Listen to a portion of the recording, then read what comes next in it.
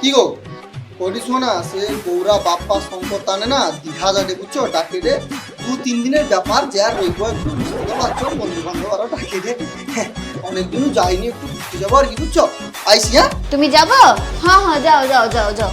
হ্যাঁ হ্যালো গৌরা, আরে না রে আমি যাবো বুঝলি যে না তোমার সঙ্গে দীঘা যাবো নি রে, আমার একটু কাজ করেছি।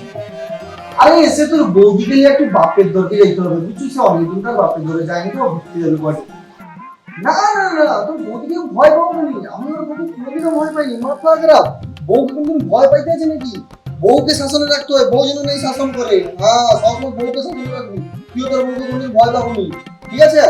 হ্যাঁ হ্যাঁ তোনে যা, কোনো সমস্যা নেই। আমার বউকে আমি কোনোদিনও ভয় পাই না, আমি আমার বউকে শাসন রেখে যাই, আমার কথায় উঠে বুঝছি।